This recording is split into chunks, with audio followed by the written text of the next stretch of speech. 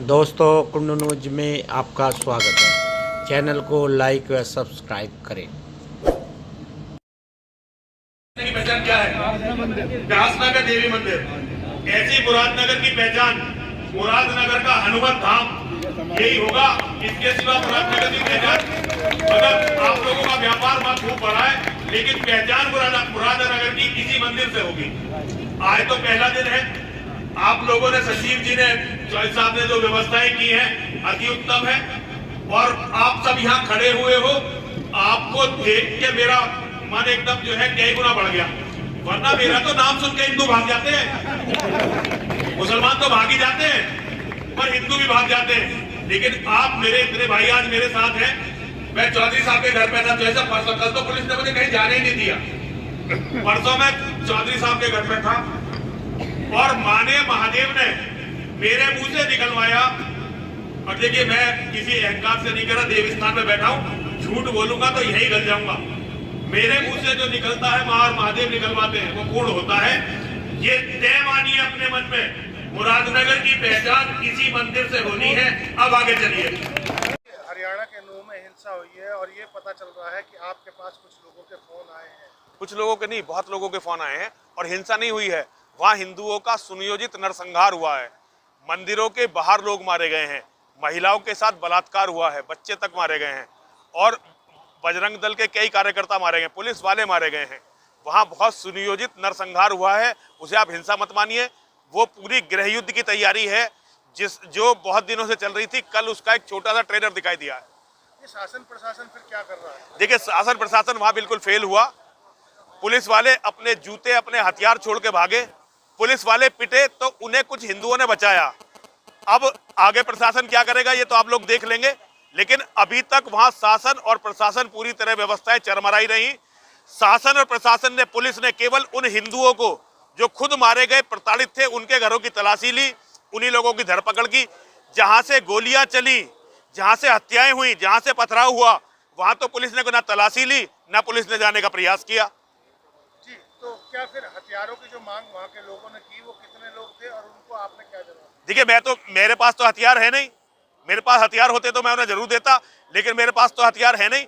मैं तो भारत सरकार से निवेदन करना चाहता हूं कि आज भारत में हर हिंदू को शस्त्र लाइसेंस दिया जाए, विशेष रूप से ऐसे हिंदुओं को जो उन आबादियों में रहते हैं जहां मुसलमान 20% से ज्यादा हो गए।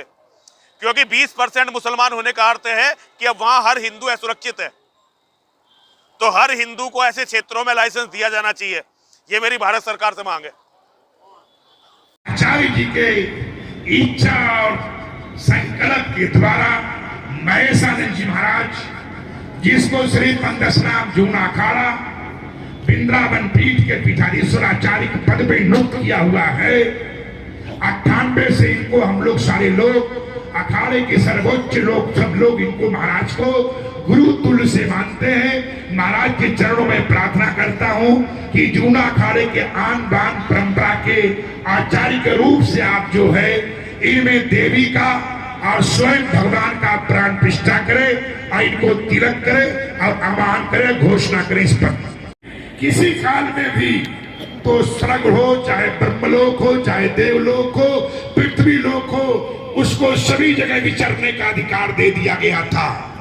और आखिरी में उसने कहा था कि मेरी महाराज पराजय हो, अंतिम प्राण निकले, क्योंकि मैं जान लिया हूं कि आप स्वयं नारायण हैं, आप स्वयं नारायण हैं। हिंदुओं को 3 समय ईश्वर की उपासना करनी चाहिए।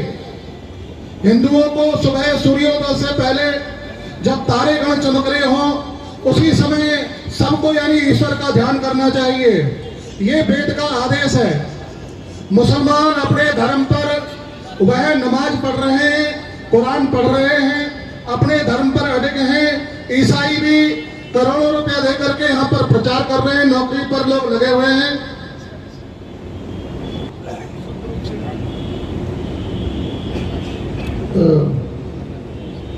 हमें ये जो हमारा मंदिर है, मंदिरों के द्वारा, मंदिर धर्म का स्तंभ है, संत धर्म के स्तंभ है, मंदिर धर्म के स्तंभ है।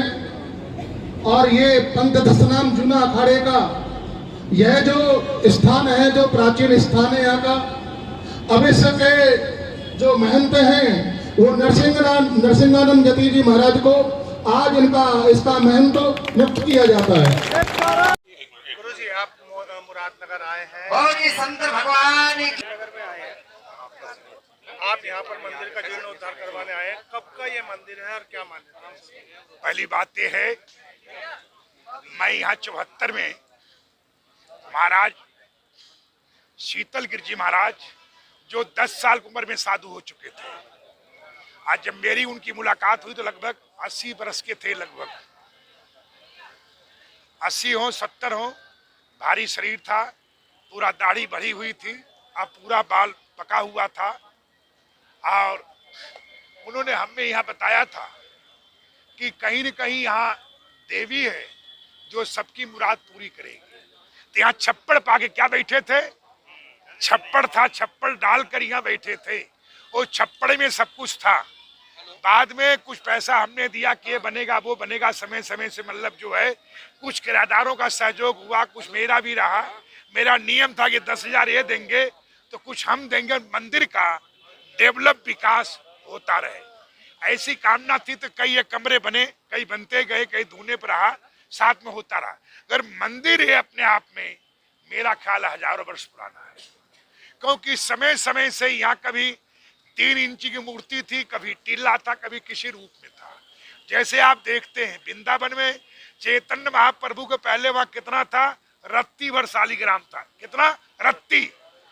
ऐसे ही समय के साथ भगवान विश्वकर्मा जी को सकल लोगों का जान परिचय होती है। जहाँ चले गए वहाँ रोटी भुर्रा मिल गई, घी भुर्रा मिल गया। ये जो ऐसे ही मैंने तमाम साधन जगह देखा। जी, ये जो जगह है यहाँ पर अतिक्रमण भी हुआ है, कुछ लोगों ने इस मठ मंदिर की जमीन पर अतिक्रमण भी कर रखा है, कब्जा कर रखा है।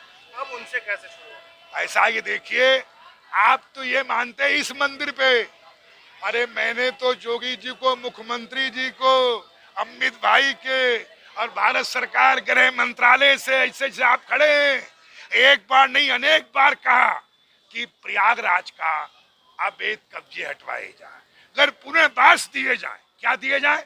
उनको पुनर्वास दिया जाए। प्रयाग में चाहे महाकाल में हो, मैंने कहा कि इनको लेटरिन, बाथरूम, आवास, कमरे दिए जाए, इनको रोजी रोजगार दिया जाए, बेरोजगार बना के इनके हथियार उठाने के लाचार न किए जाए। तो मेरी एक विचारधाराएं होती हैं जो कि मूलभूत सुविधाएं दिया जाए, लोगों को इसी तरह धार्मिक स्थल चाहे वो कोई भी हो, अवैध कब्जा हटाना है। सरकार से बहुत बड़ी लोहे का चना चबाना है। चाहे वो दिल्ली के अवैध कब्जे में धार्मिक स्थल नहीं बोल सकता हूँ, अरे ये क्या जो 3-3 किलोमीटर के एरिया में है, जो 2-2 किलोमीटर के एरिया में है, उनको सोचो। ये तो कब्जे बोल बतिया के अपने लोग हैं, थोड़ा समय लगेगा, वार्तालाप होगी। किसी प्रकार का कोई न कब्जा किसी का था, न है, न रहेगा।